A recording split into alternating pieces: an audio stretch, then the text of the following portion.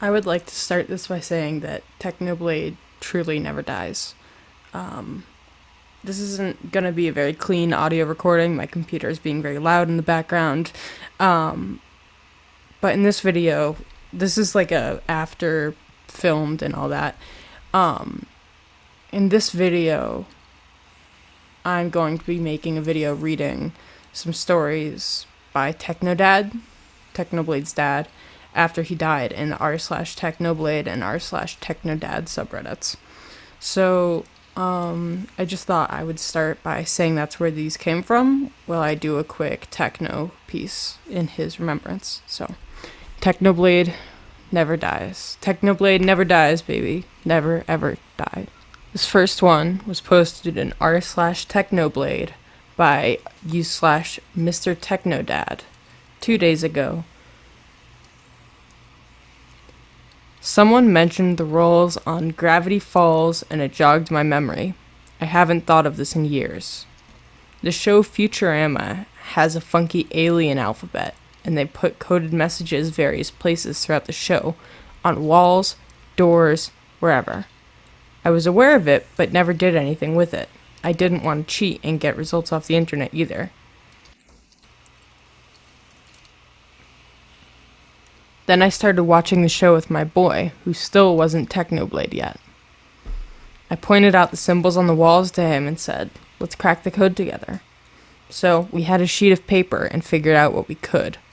One symbol word means that the symbols are either A or I. We see those symbols together all the time. Maybe that means the. We get the whole alphabet decoded together, and then we had the code to be able to unlock secret jokes that weren't good enough to be put the regular part of the show. Yay! It was a fun puzzle to do together.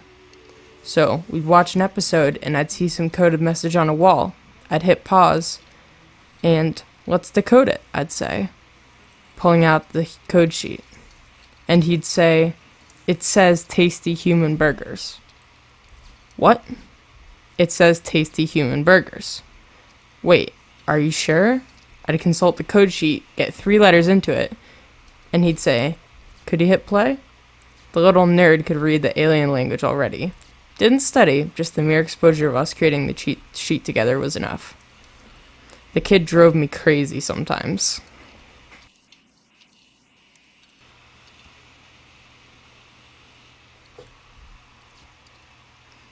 The next post we're reading is titled "A Little Joke He Used to Make" in r/technoblade, posted 2 weeks ago. Ever so often, I'd go into Technoblade's room and he would be sitting there at his crappy desk that I still owe you guys a picture of, hard at work, not making content. I'd have something I really needed him to do that he knew he couldn't get out of, but like we all feel sometimes, he really didn't want to do it. "Hey, I really need you to put new rolls of toilet paper on the dispenser. Don't just drop a new roll on the counter, okay? That's also our guest bathroom." Him: "You can't tell me what to do. You're not my real dad." Us: "Ha ha ha." Him: "Yeah, okay. I know there are a lot of very literal-minded people out there, and I know that context is often sometimes different to come over by plain text, so let me just explicitly make it clear. I am, in fact, his real dad. That's what made it funny." The next story I'll be reading is called "Story Behind the Video Named Dog." There's a Technoblade video named Dog. There's a story behind it. I was down at the studio and someone else was there with a similar sized dog. So of course Floof, who's Technoblade's dad's dog, went nuts with the full-on zoomies. It was so funny. I wanted to record it, but it was challenging because he was going every which way. Finally, I caught 3 seconds of him and I thought it was hilarious. A couple of days later, it was a Sunday and I went into Techno's room. It was just us two that day. Me: "We should go off to favorite breakfast place." Techno: "Sure." Me: "Oh, hey, check out this video I shot." And then Technodad showed Techno the video on his phone. Techno: "Oh, Dad, that's great. You should totally post this. Me? Really? Yeah. No. I should post it. Me. Okay. So I get the file to him and he posts it at 7 a.m. on the nose. We get in the car and start driving to the breakfast place. A few minutes later. Me. How's the video doing? Techno. You mean the dog one? Yeah. How many views? Let me see. YouTube says 0 views, but view updates are slow. Let's see comments. It has 1,300 comments. Me. What? It has 1,300 comments in 7 minutes since you posted it at 7 a.m. on a Sunday morning? Techno. Yeah. Actually, it says exactly 1337 comments, but I didn't say that number because I thought you would think I was making up a number. Me. Haha. True. This was almost 5 years ago. He was starting to get noticed, but I had no idea he was getting that much attention. It was pretty shocking. The next story we're going to read involves Technodad on a quick thing about the community contacting him, and then after that it's going to be a story about how it's a good morning to make pancakes, and a story about Technoblade, I believe, and pancakes. Maybe not. I think it's about Apollo, who, if I'm not mistaken, is Technoblade's brother. So anyway, let's read the story. It's titled Saturday. It's Saturday morning, and everyone else is still asleep. I'm furiously responding to notifications with relatively short messages, and the number of notifications I have is slowly going up. I know you guys love personal replies, but as Demeter has pointed out, and she's always right, what I'm doing here is not sustainable. I don't want anyone to be disappointed, but there's a very real chance you're not going to get a reply. I hate that, but it's the vast reality of Techno's community versus my 10 skinny fingers. I think it's a good morning to make pancakes for my kids. When I first got this house and became a single dad, the one thing I was sure I was doing right was breakfast. All the stuff to make pancakes I put in the cabinets under the counters. Flour, bowls, whisk, etc., all reachable by 3-year-olds.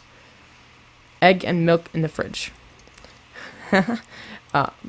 We made pancakes pretty much every day, to the point where the kids almost never want pancakes anymore. But all humans love ritual, and little kids especially thrive on consistency.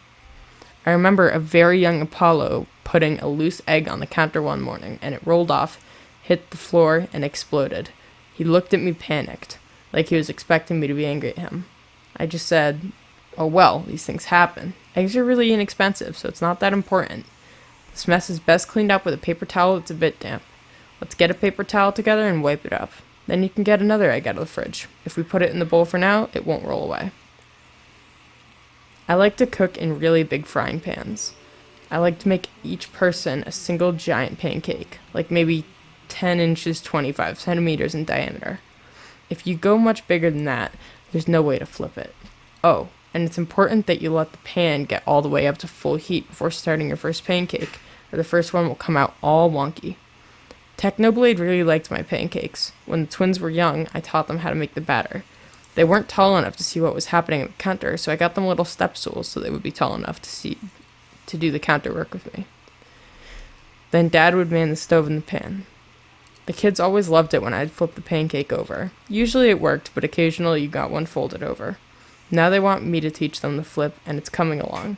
You have to be big enough to handle the weight of it, so you can't really teach a little kid how to do it. Pancakes are delicious, and they taste even better when you're eating them with family.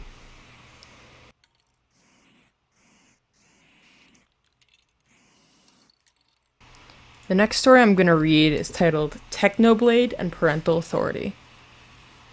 I got a good question from /internal address 459, and I decided to make it a top-level post. They asked, is Techno the strongest of the family, or do you go God mode Zeus when he acts up? Like, in strongest in terms of what? If you're just talking physical strength, it's me by a mile. I'm the only one that's ever done any serious work with weights. This is uninteresting. If you're talking power of the will, the answer is subtle. I learned early that I could engage in battle of wills with Techno, and when he was young, even win. But any such victory would be a Pyrrhic victory. I recall a time, perhaps when he was in 3rd grade. He had 2 pages of math homework to do. We sat down at the dining room table. He didn't want to do the work. I said we had to do the work. He didn't want to. I said, that's fine. Let's just sit here and we can leave here when the homework is done. 45 minutes passed. No one spoke or even really moved. No phones. We just sat. The battle of the wills. Finally, he says, fine, and does 2 pages of math homework in perhaps 90 seconds. He got up and left. I achieved my objective, so that means I won, right? I don't exactly understand what happened, but I knew it felt wrong.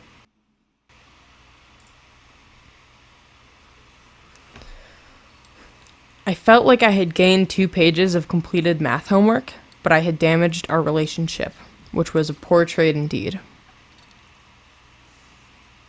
Something parents do when they have something they want to express to their kid is to tell them all about it. Maybe it's something that actually is important, and they want to underline how important it is by saying it lots of times in a lot of different ways. They want to expose you to every aspect of this thing they want you to know about. And the kid just tunes out. I'm naturally loquacious, 10,000 Reddit posts anyone, and so I would do the same thing. And he would just tune me out. And maybe I'd call him out on it, but that just made him get better at tuning me out. Eventually, he had an invulnerable Greek phalanx of tuned outedness. Nothing for me to call him on.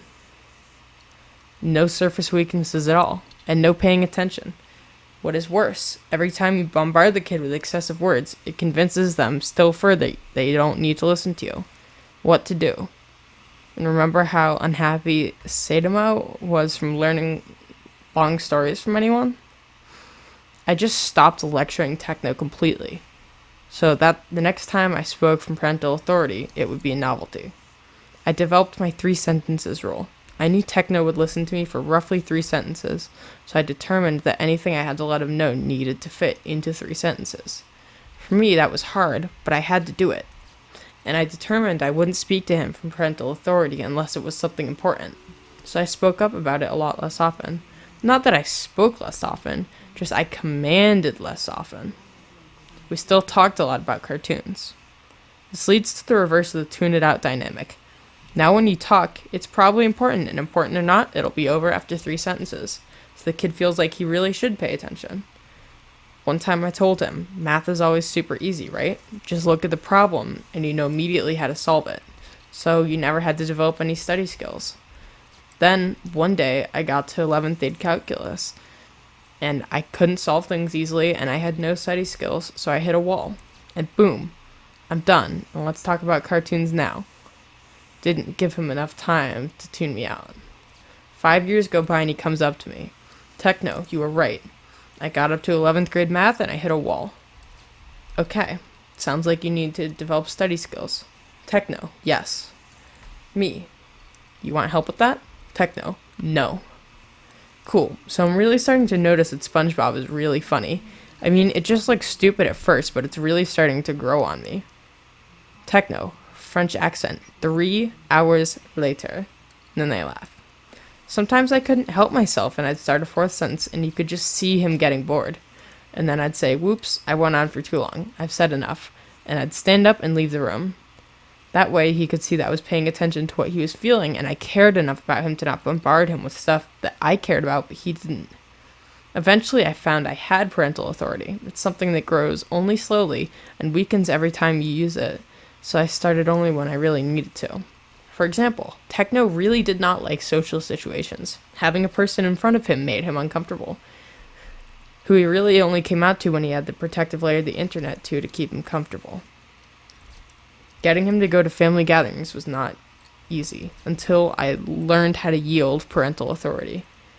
Me, dude, Thursday is Thanksgiving. We're going to my sister's house. There will be food you like, including mashed potatoes and pumpkin pie. You can speak very little to anyone, but it can't be none. This is the second most important holiday of the year, and this is mandatory. And it wasn't a problem. He went without complaint, because I only spoke to them that way 3 times a year. Other times, dude, next weekend the family's going to a dinner at a friend's house of mine. Friend of mine's house, I'm sorry, I'm a little tired. They are grilling steaks that I'm confident you will find delicious. Their dog is fun. Would you like to come? Techno. No. Me. I would have preferred a no thank you, but okay. The thing that made it all work was the relationship. He trusted me because I showed him that I could be trusted, not to force matters unless it was really important. Parenting and everything else, it's about the relationship. Rest in peace, Alexander Technoblade. You are loved and you are missed. The community misses you every day. Goodbye.